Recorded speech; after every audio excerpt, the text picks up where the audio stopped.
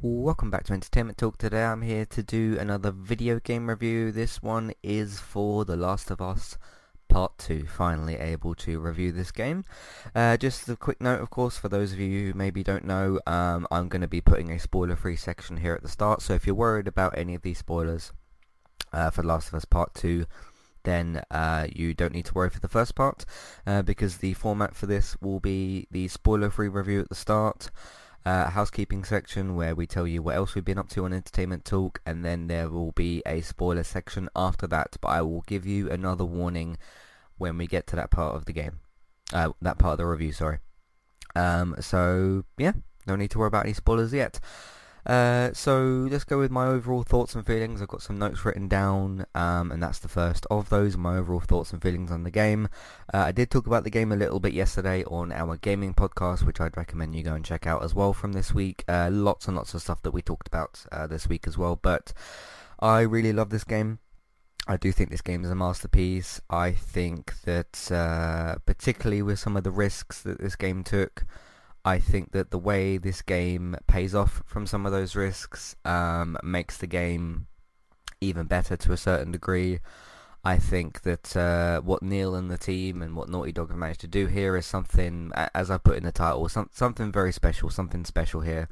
I think that, this game, in terms of its animation, the gameplay, the ambition with the story, I think is something that's very, very worth going through. Of course, in terms of whether or not this game is worth going through or worth playing, we do have a relatively new rating system, which is a skip and don't skip rating. And as you've seen from the title, I'm going to easily give The Last of Us 2 a don't skip rating. I'd highly, highly recommend that you play this game.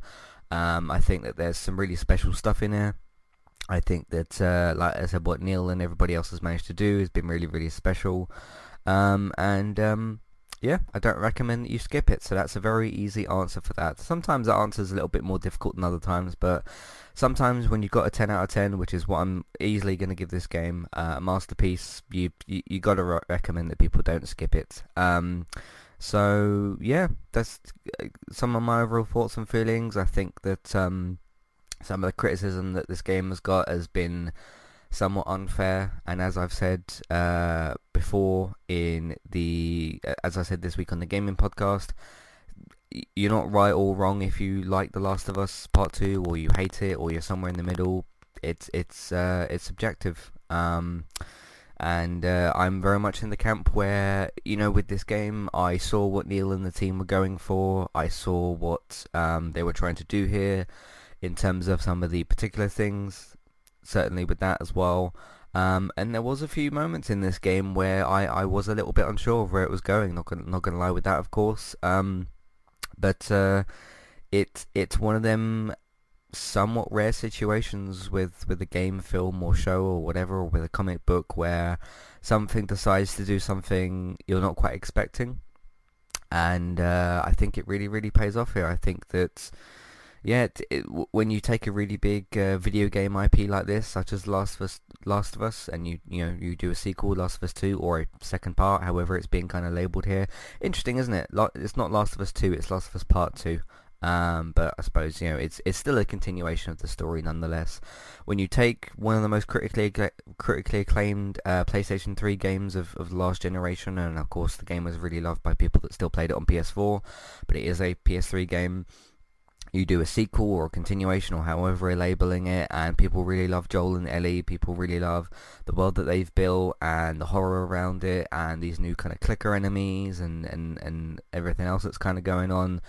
And you take a bit of a risk and it pays off. I think that's almost more rewarding than certain other games in a particular way. Outside of the risks that the game takes, I think that they do some really, really good stuff here as well.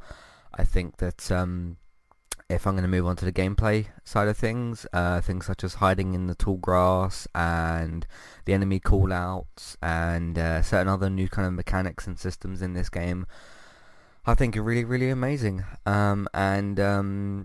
It felt like it didn't feel at any point in this game to where I would get caught unfairly or I would make a mistake because of the game. Because of like the game's mechanics, I'd usually feel that if I made a mistake in this game and I got caught like from trying to be stealthy or whatever from these new kind of stealth mechanics such as the tall grass that I'm talking about, that yeah, it would usually be kind of my own fault and whatnot. There is a particular gameplay thing I do want to talk about, but it is going to involve some spoilers, so I'm going to save that part till later. So that's one of the gameplay specific things I sort of want to save until later. But there was a particular situation that I was in, and very, very much enjoyed it. But I can't unfortunately talk about what that is until I get into some spoiler stuff, because it involves, well, some more spoilery things. So yeah, gameplay wise, I still feel like the guns are kind of unique and really great, because Last of Us has got this sort of system where you get that circle kind of reticle, don't you? And it sort of does jump up a bit. Of course, you can stabilize your weapon if you use the new workbench systems, or the ones that were there, but they've been kind of changed and whatnot. And I think that really helps, and that's been really great as well. But yeah, such as like, the new melee system and the dodge mechanic, and just even the dodge mechanic aside, were kind of included as well.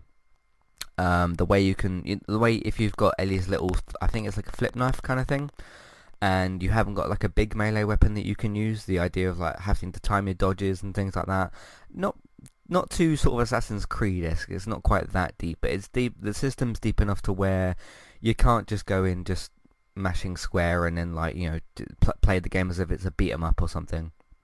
You have to be kind of tactical with that and that sort of thing. As well as things like, grabbing the enemy, using them as a human shield, I thought was really interesting and cool.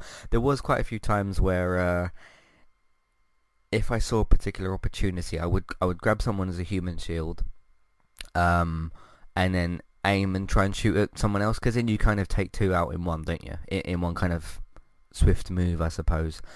But that was really cool to do, and obviously you can just stab the other person afterwards. Speaking of stabbing, the violence and gore and that, I remember I talked about it in the preview, and I've been saying all along about this game that when you've got these two cult type groups, one of which is more of a cult than the other one, but they're still sort of like that. And you've got a situation where these cults, this cult and whatnot, they're not going to care about how violent they are towards Ellie or towards any characters that are with her, or any of their enemies. Basically, they're not going to care about that. And it's the situation where even in our day and age, cults like that are still really, really bad. But you had the apocalypse on top of that. You had this idea of more survival and that sort of thing. They're going to be really terrible, and they're not going to care about how violent they are towards you. I felt like the game managed that really, really well, actually. There wasn't any point where I felt like, okay, they're pushing this too far, and there wasn't any points either where I felt like they were holding it back. Because one of the big things I kind of talked about in the preview and previously to that was the game shouldn't feel the need to, because these are violent sets of characters, really violent sets of characters. They shouldn't have to feel the need to find any way to hold those sorts of characters back in any particular way, but also find the line where you're not pushing that too far. And I actually thought they did that perfectly. That was one of the things that was perfect about this game. I'm not calling it a perfect video game. I'm saying an aspect within the game was pretty much perfect. There was never ever a point where I felt like, okay, this is just torture porn or gore porn or whatever you want to sort of call it. I always kind of felt like, okay, what these characters are doing are suitable and make sense within the context of the world and the situation. And you add in the post-apocalyptic situation with survival and runners and clickers and whatnot. It all felt natural within the context of the story and the situation. So I'm pretty happy with that, because that was one of the biggest controversial things going into this game, was like, oh, these characters are really violent and that, and oh, is it gonna like turn people off and that sort of thing. Some people it might, some people might find it way too gory to more than what I did, and that's fine. Like, I understand certain people are a bit more squeamish than me. They're a little bit more they're a little bit more maybe sort of sensitive to that type of violence, and I totally understand if you are. And to a certain degree, you're kind of supposed to feel, you're not supposed to feel comfortable with the violence in this game or any of that sort of context within it. You're not supposed to really go in and be like, oh yeah, this is perfectly fine.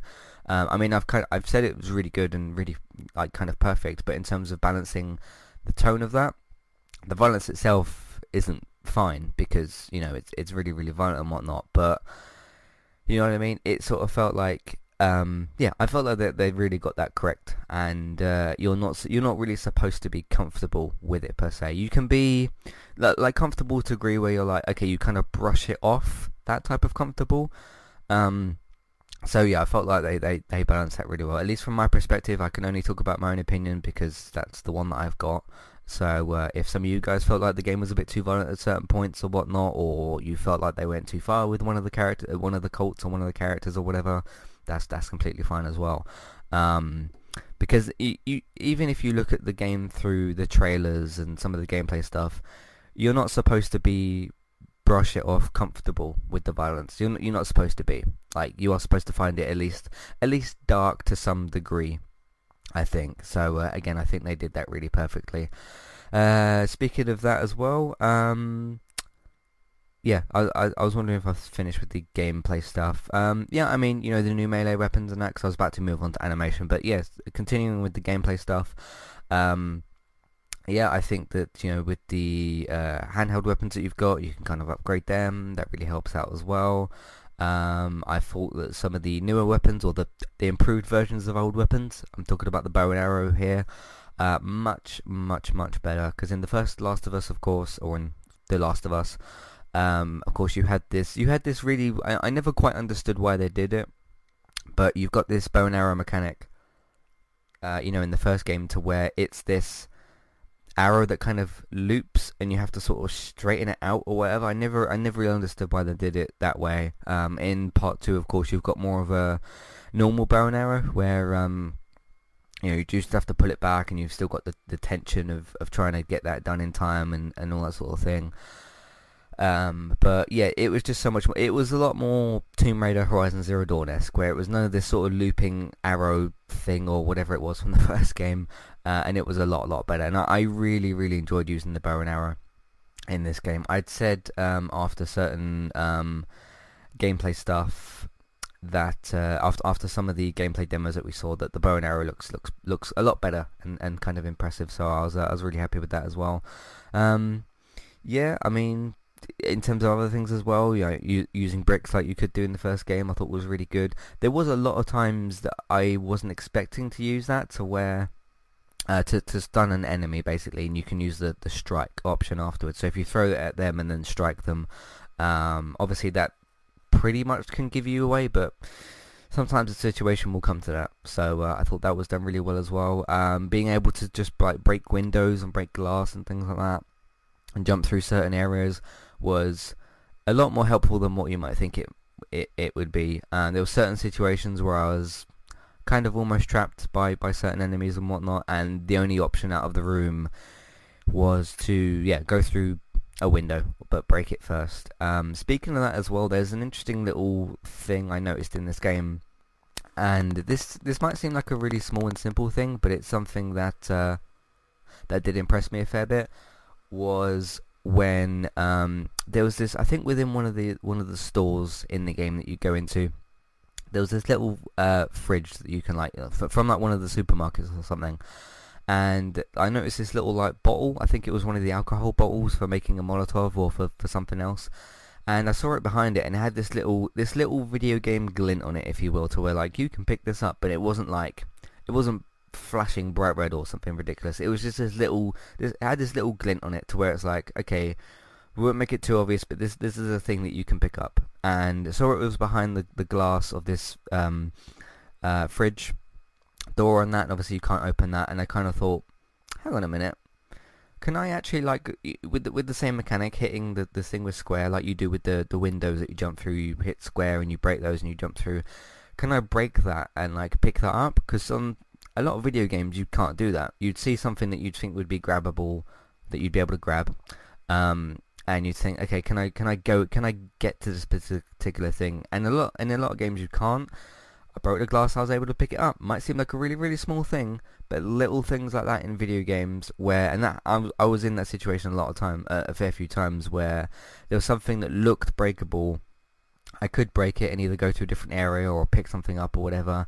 It might seem like a really small thing, but if you think about it, that's something that's quite interesting and quite good, I think, as well. So I'm going to give some praise for that, some of that stuff as well. Moving on from gameplay to animation, I really think they've knocked it right out the park with this game, with the animation. From, you know, when you're strangling someone and stabbing them and knifing them in the neck or whatever, and all the animation from like Ellie's face, and you can see sort of the strain from Ellie, well, not the strain, the sort of tension, I suppose is a better word to use, from like her stabbing this person in the neck, and you can see the other person like really struggling and whatnot. There's other things to where, like, if you look in certain mirrors of the game and Ellie will react, I think she like brushes her hair back or something like that, or she sort of squints with her eyes and that sort of stuff. To just there is a lot of examples in this game where you could have stripped out the animation in this game and it wouldn't have really mattered, but it's all about that immersion type of stuff, and this is some of the stuff that I'm talking about, to where you can't just make a game look pretty and put some half decent mechanics in and get away with it. I mean, sometimes you can, but when you got a big detailed game like this, yes, this game still looks amazing, but when you combine that with animation as well, and you actually put really, really, really good gameplay and really good game mechanics in and stuff, it just makes more of a better package. And yeah, it's something that's just, it really shouldn't go unnoticed, that type of stuff. And I'm pretty impressed with that as well, because I know I said this after the Ghost of Tsushima state of play recently. I'm getting a little bit tired of people sort of saying, okay, this game isn't great, but it really looks good, so therefore I like it more. And it just, when you take a game like this that still does look really good, like the graphics are still obviously, they're really, really, really, really good and all that, but gameplay just matters so much more. It really, really does. When you're making a video game that has to have really good game mechanics, doesn't have to have the best mechanics in the world in terms of advancing those mechanics, but you got to make your gameplay really, really well, and it matters so much more when you do that. And I really feel like this game emphasizes how to do both in that way of like, okay, here's some, yeah, this game looks amazing, looks gorgeous, and there's certain you know, scenes in that are really, really striking 90% of the game, in fact, or 95% of the game. But yeah, when you combine that with great gameplay, you shouldn't don't let a game win you over for graphics, is what I'm trying to say. But this game doesn't just rely on graphics; it relies on so much more. And I still, like I kind of said at that time with the Ghost of Tsushima stuff, I'm really, really curious to see how the next generation of games will treat that. Because yes, the graphics are going to be better in the next generation of games, but your gameplay matters a lot. It really, really does. Like what you can do in the game and that sort of stuff. It just immerses you so much more. But anyway, yeah, the animation's really, really great in this game. And that was another very, very impressive area as well. That's pretty much all my spoiler-free notes. I'm going to get into spoilers here in a little bit. Don't click off yet. Don't do that yet. But overall, 10 out of 10. Don't skip. Masterpiece. I'm throwing all those words out there. Look, if you disagree with me, if you hate this game, if you don't like certain things that they did in this game, yeah, that's your opinion. It's up to you. I'm not right. You're not right. I'm not wrong. You're not wrong. If you hated this game, you're not right or wrong. I love this game. I'm not right or wrong. Is this game developed by Insomniac? No, that's incorrect. It's developed by Naughty Dog, and that's the truth. You know, your opinion on any piece of medium can't be right or wrong. You know, so, but there we go, because yeah, there's a lot of hate out there for this game, but there's also a lot of love, which is really interesting to see, actually. I've got to be honest as well, to see some people really, really hate this game, like I mean a lot, really hate this game, and to see certain people like me just give this 10 out of 10 praise, you know, masterpiece and all that, it is actually making for some interesting conversations online. And I'm very curious as time goes on and more people play this game or more people refuse to play this game,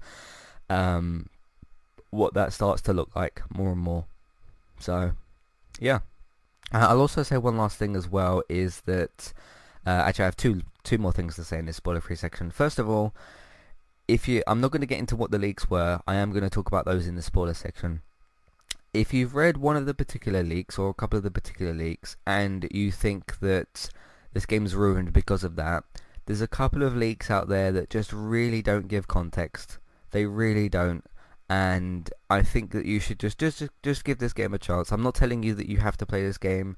If you don't want to play it, it's up to you. I'm not going to tell you what to do. I can only recommend you what to do. That's what I'm here to do. That's part of the review here, is to say, is this thing good, bad?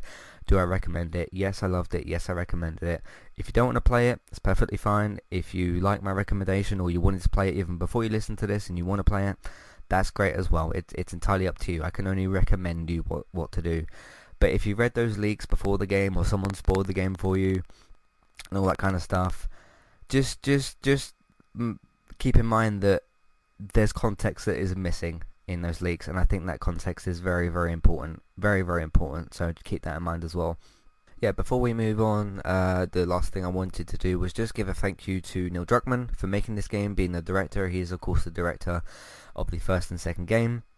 He's also going to be, I think it's the showrunner, I can't remember exactly, but the Last of Us TV series, which is getting developed by HBO, he's going to be heavily involved with that. So, yeah, just wanted to give the team a thank you for making a game I really, really enjoyed. I was very, very excited for. At times this game did exceed my expectations with certain things, and but I think Naughty Dog are now my favourite developer because they've made my favourite video game and also the best video game I've played, because my favourite video game is Crash Bandicoot 3. They of course did do the whole original trilogy, and the two best games that I played, Last of Us 1 and 2. Witcher 3 is still very much up there in the conversation. But yeah, I think by default that kind of makes them my favourite developer, so that's really, really good as well. But yeah, just wanted to thank Neil and the team and Naughty Dog and Sony and every single person involved with creating this game. You've made this person happy. Just keep that in mind. I don't know if the team will ever hear this, but I just want them to know that I'm very, very, very happy with the game, and thank you very much for doing that. I cannot wait to see what Naughty Dog does next, whether it's DLC for this game, Last of Us 3, a completely new game, or if it's something else. I'll be here waiting. So that's good as well. But thank you all very much for listening to the spoiler-free section. We're going to get into a bit of housekeeping. So don't leave quite yet. We will get into that, and then I'll see you guys for that in a minute. Hey guys, what's up? This is Donnie, and I host the Adulting with Donnie podcast. And this is not the show to listen to if you're trying to be a better adult. I started this podcast as a way to offload some thoughts that I have throughout the week. My topics vary widely every week. Movies I've seen, guns and gun control, sex, people that are stupid, why I don't care about celebrity opinions, TV shows, snowmobiling. The list goes on and on. I'm always taking topic suggestions from fans of the show too. So join me each week on Adulting with Donnie as I pour some bourbon and allow you to see the inner workings of the mind of a madman. Live free and rant hard. I'm Christy. And I'm Jackie. And we are Killer Fun. We explore the intersection of crime and entertainment every other week. For as long as people have been communicating, they have been talking about who did what to whom, and is that socially acceptable? Because the boundaries of society, crime, and entertainment have always gone hand in hand. The more salacious, or weird, the better. From books and movies to television shows and games, we look at how life and art imitate and inform one another. And we can't get together and not laugh. So let's face it, there's going to be laughing. Killer Fun is available anywhere you listen to podcasts, so join us.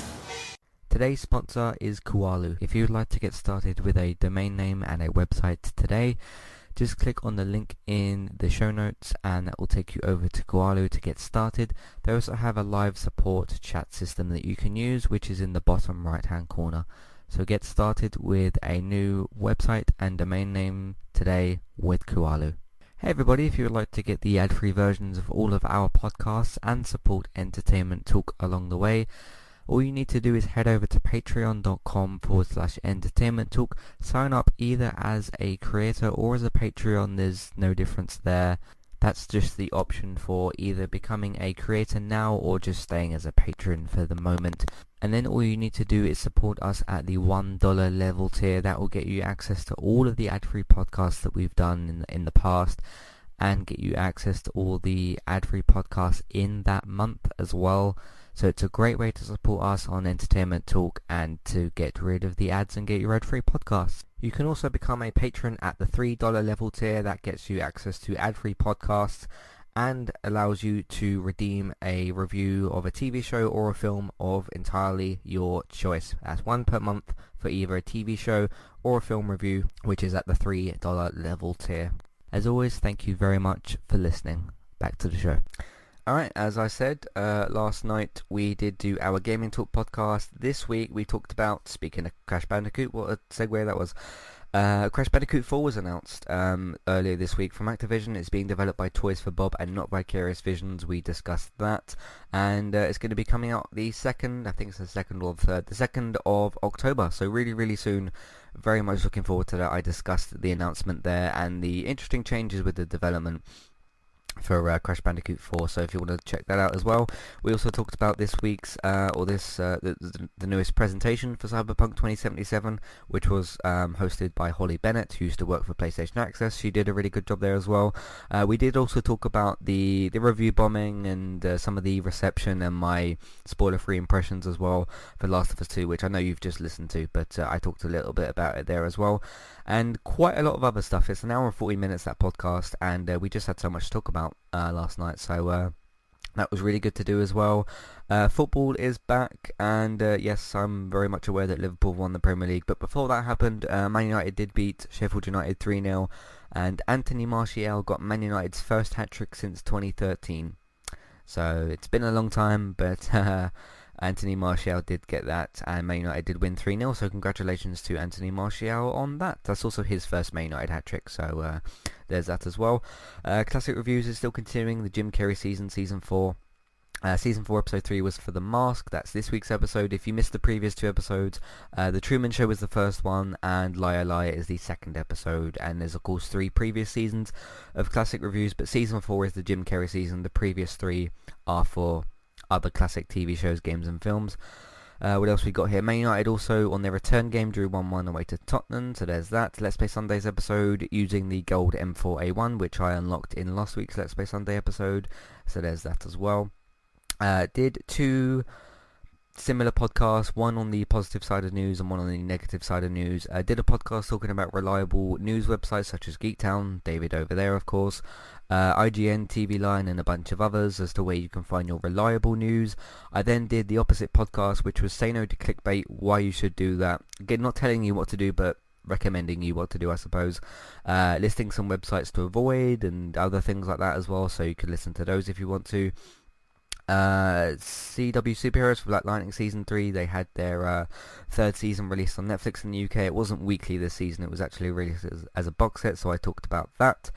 TV Talk last week with Gray, we talked about Apple TV Plus's Central Park, Titans Season 2, a bunch of other shows as well, and we also gave out 4 recommendations each, so you can listen to that if you want to. Did a podcast called The Broken Conversation, involving Star Wars and Game of Thrones. You don't need to be caught up with those 2 to listen to that. There's no spoilers in there or whatever, just around the conversation around those 2 particular IPs, so you can listen to that as well if you want to. And that's what we've been doing on entertainmenttalk.org and on podcast platforms.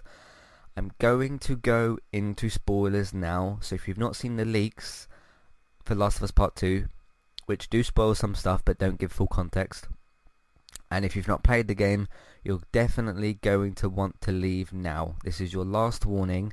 If you're listening on the website, I'm just going to make these really clear. I know some people say that this spoiler warning takes too long, but sometimes you need to be really, really clear.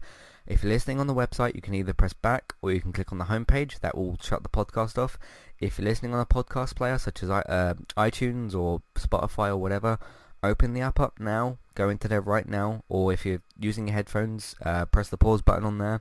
Switch the podcast off, shut the podcast app off if you need to. Go and play the game, come back and then listen, or in the meantime listen to a different podcast of ours. Shut the podcast off now because I am going to go into spoilers. And there are some big ones, so please do shut this podcast off. I know some of you might think, oh, I'll stick around and see what story bits and pieces he talks about. please shut this podcast off now, which is really weird to ask people to do. But yeah, go and do that. Go and listen to a different podcast that we've got in the meantime. Go and play the game. I highly, highly recommend it, and all that sort of stuff. I think I've given enough of a warning. Just want to be really clear. So, let's go into the other notes that I've got. Abby is the first one, a huge talking point, of course. You do play as her early on in the game, and you do have no idea why at the start, because you do play a little short section with Joel, don't you, with Tommy, and he talks about his decision with Ellie and whatnot, and Tommy kind of says that's some really heavy stuff, but Tommy says I'm going to take this to the grave and whatnot, and that kind of plays out from there. But Abby, you then switch to her, and that's your actual first gameplay interaction with any of the runners and the infected and things like that. So that's your first reintroduction kind of to the gameplay for this. So yeah, that's your first kind of gameplay introduction to Last of Us Part 2. And I thought it was a brave decision early on. Of course, they wanted to establish early on, just introduce her to the story, I suppose, and try and get you guessing, I suppose, to who she is. And then Owen pops up, and we don't know who he kind of is and stuff. And early on, there's a line that she says about we're looking for him, or we're hunting him down, and she sees the brightly lit town, because of course the town's got all its lights on and stuff. I kind of had guessed early on that she was talking about Joel. I had no idea why.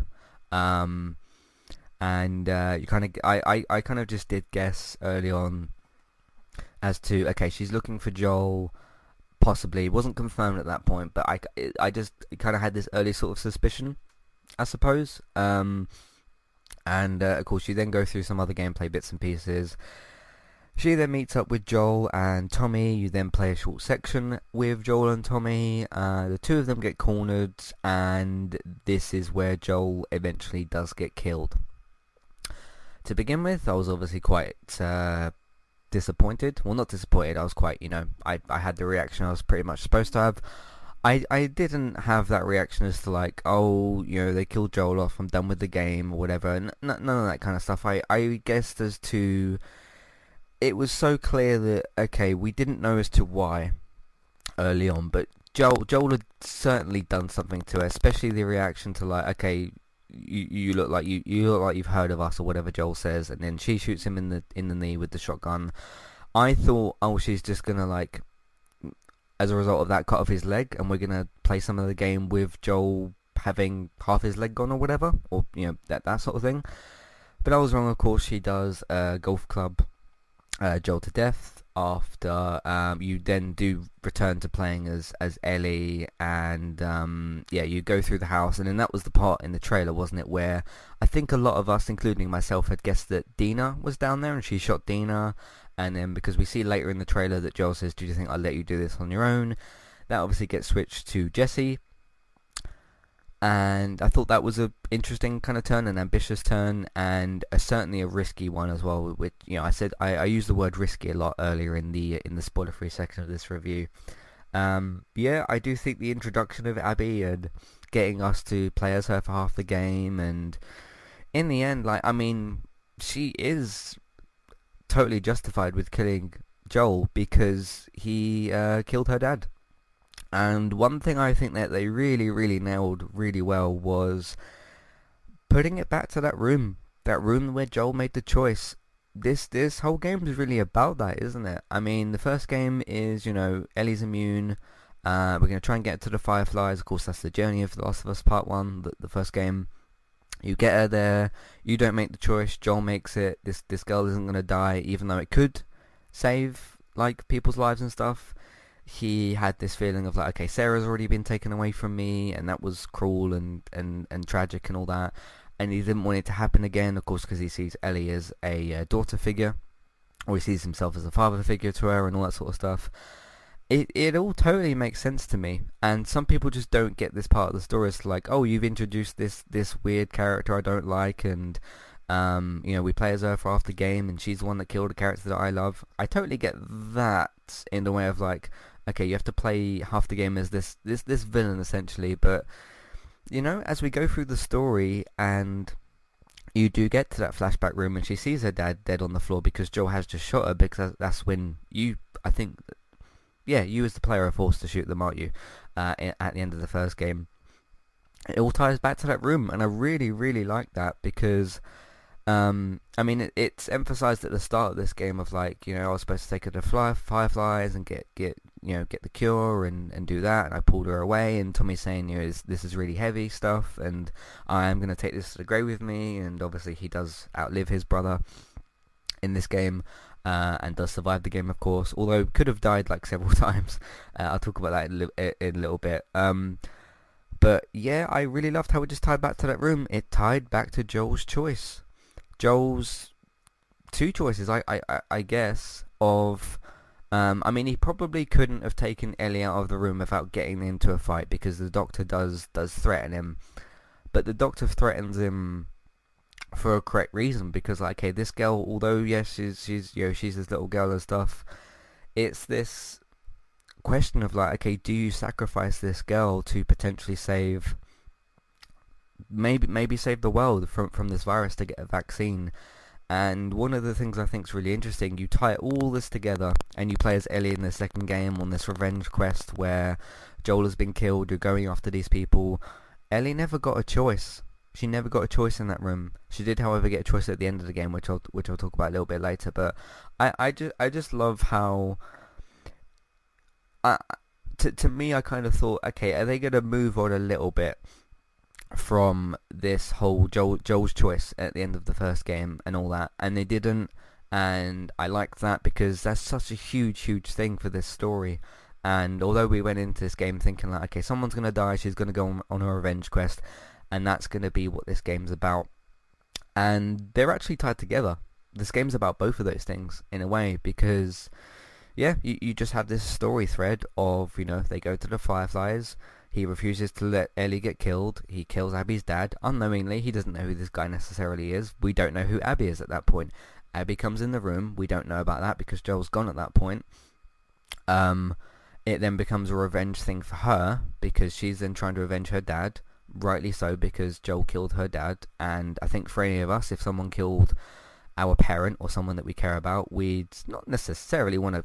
I don't know about like where you draw a line with killing them or whatever, but certainly in this type of world, this sort of post-apocalyptic world, you certainly would want to. And she's totally justified with doing that. Do we like the fact that Abby's killed Joel? No, absolutely not. We love Joel. We think he's a great character. He's one of our favourite characters of this game. But she's totally justified with doing it.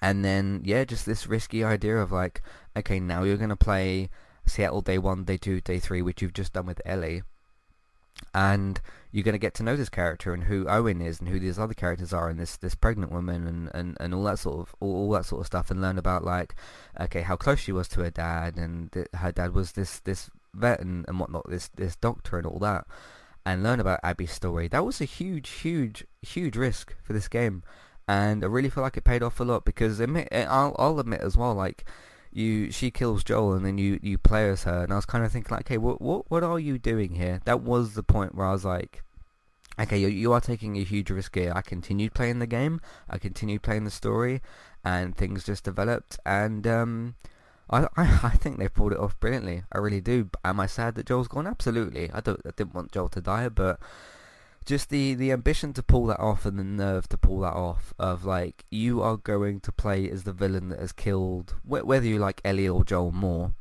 is of course up to people's opinions and whatnot, but we both love both of them, I'm going to assume, and Tommy as well, and eventually Dina and Jesse and all that. But Ellie and Joel are the core of The Last of Us, and to take one of those characters away and then to get us to play half of the game with that character that's done that killing is really risky, really is, and I'm pretty happy with how they pulled it off. Am I happy that Joel's dead? No, but I'm happy with how they pulled off the story. And tying the leak into this, there's the particular sentence, because after I finished this game, I was like, okay, what were the leaks? What was I supposed to be so sort of stunned by? And yeah, I was obviously shocked that Joel got killed and all that sort of thing and whatever. But just the way that people have talked about this game was as if something like completely outrageous happened. And I went and looked at what the leaks were after I'd finished the game and all that. And yeah, one of these sentences was, Abby kills Joel and you play as her for half the game. That doesn't give nearly the amount of context as what I've just explained. None of the stuff about like Joel killed her dad and it was in the room where he went to save Ellie, and Joel had his own reasons, and then Abby's got her reasons for hunting down Joel. The leak doesn't explain any of that. It just, because if you read that as a sentence, I understand as to why you might be annoyed. I'm like, okay, why are we playing half this game as the villain who's just killed the characters I care about? I understand that, but there's nowhere near enough context as to what the game actually does. So, yeah, but that's obviously the first point I wanted to get to. So, rest in peace, Joel. We will very much miss you. The story's basically about Ellie now, and about Tommy, and about Dina. And those are pretty much our main characters at this point, because obviously Jesse does die as well. But yeah, ambitious, risky stuff from Naughty Dog, and I really thought that they pulled it off pretty well. Some people, again, if you disagree with me, that's totally fine. That's totally fine. If you don't see what they were going for, and you disagree with it, I'm not saying I necessarily agree. Like, oh yeah, you should have done that, but I agree in terms of the studio wanting to have ambition and try something risky and try some, to put a twist in there or whatever. Great stuff, but yeah, sometimes studios take risks like that, and not everybody sort of understands and or appreciates and or gets it. So let's move. That feels like a really big point to move on from, but yeah, I just never expected it to. I kind of expected, okay, yeah, they're going to talk about Joel's choice. So he's going to mention it to somebody, and obviously he talks about it to Tommy, which I really like. And it gives Tommy a lot more purpose in this story as well, because the first one he really didn't have a ton of purpose, but that brings him in a lot, and he can still have conversations about Joel's choice with Ellie, because obviously Ellie can't talk about that with Joel. But yeah. But speaking of Dina, Ellie, and Jesse, of course we did have this little love triangle kind of thing going on. I do have written in my notes the risk the game took, but I pretty much just talked about that. But yeah, Dina, Ellie, and Jesse, of course Dina does get pregnant, and we assume it's through Jesse, plus the baby that she has, JJ, at the end of the game certainly looks a lot like Jesse as well, so I think we can assume that that's what happened. They were exes, of course, so they probably did that and whatnot. And then of course Dina gets together with Ellie and everything. I thought this was an interesting kind of thing. I did care about Dina a lot. I did care about Jesse. I didn't care quite so much about Jesse as I did about Dina, but that's because I think of how tied in Dina and Ellie are. They're in a relationship together. You do go on the road with Dina a lot.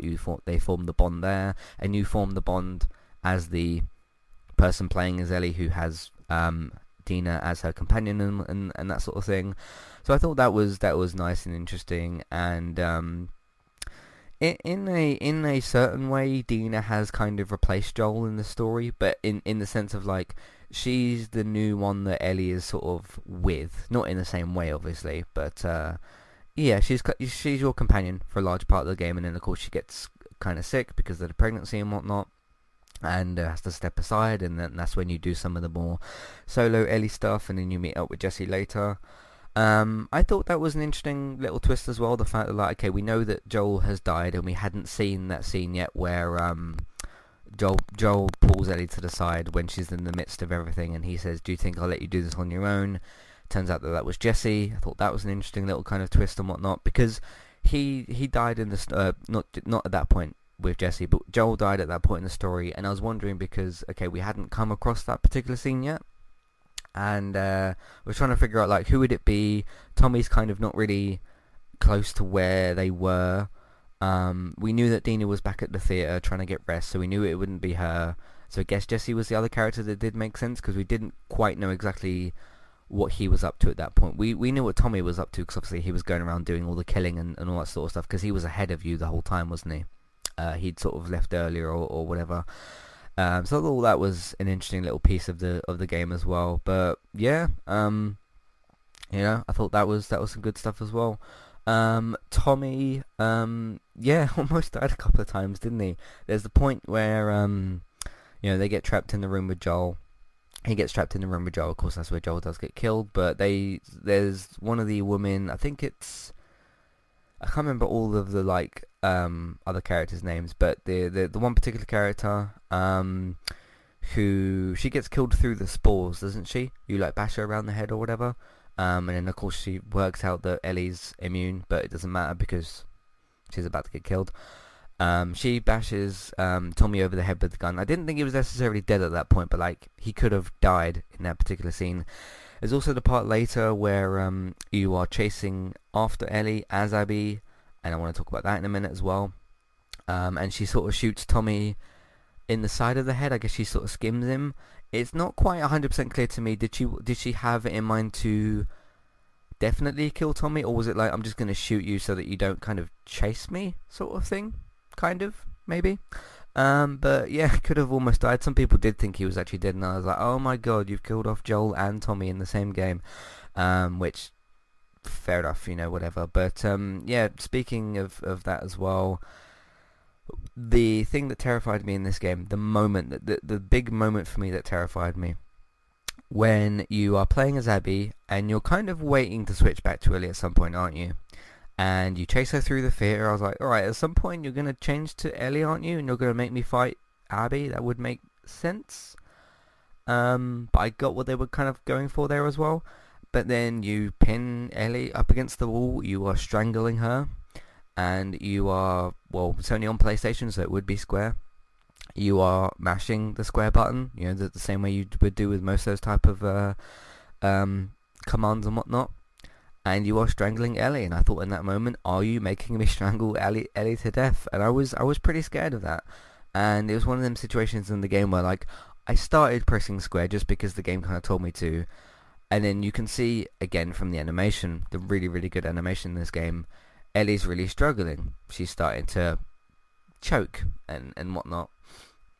And, yeah, I sort of let go of square a bit, and then I realised, okay, in order to get past this sequence, I'm going to have to tap square, because Ellie's probably going to kill Abby, and then it'll be a game over thing. Just like if you do that a few times in that particular sequence, if you get killed, obviously, then it resets it, because Ellie's not supposed to kill Abby. Yeah, I just had this fear for a minute of like, okay, Joel's died for understandable reasons, at least from Abby's side of things, killed her dad and whatnot.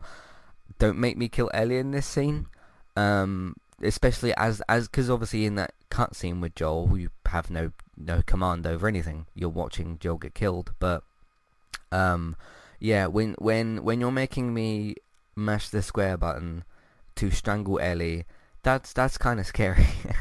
But yeah, glad that she obviously didn't die. And I kind of thought, how is Ellie gonna get out of this? Because I don't think she had any guns on her. She can't physically overpower Abby, because clearly Abby is obviously stronger. She's got her pin, she's strangling her. For some reason I just forgot that she had that knife, and then she pulled it out and then stabbed her. I think it was in the leg. I was like, oh yeah, that makes sense. I just kind of had forgotten for some reason that she had that. Because like, how is Abby gonna get out? How is Ellie, gonna get out of this situation? And that was pretty scary. Just the more and more on Ellie's face, you see her sort of start to choke, and I was like, she's gonna die in a second. And that was pretty scary. So, but again, taking risks that pay off, I think, at least as far as my opinion goes and whatnot. So yeah, really, really crazy stuff. And I suppose the last couple of scenes for me to talk about as well. You kind of understood in a way of like when Abby and Ellie go to have that fight later by the water, and what's that character's name? Lev. When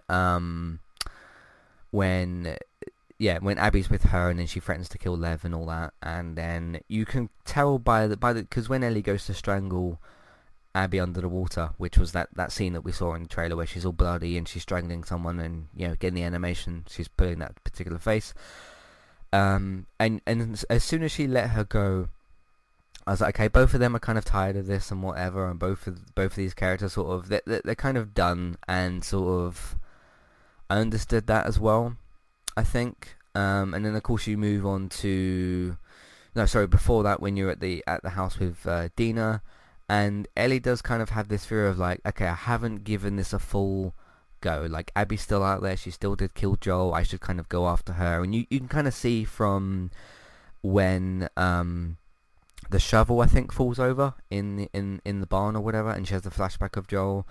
she's still fearful of like, okay, Abby's out there somewhere, and I need to just go and kind of see out this situation and at least conclude it in some way. So I thought that was fairly good as well. So yeah, really good stuff with the ending as well. I thought that was pretty good.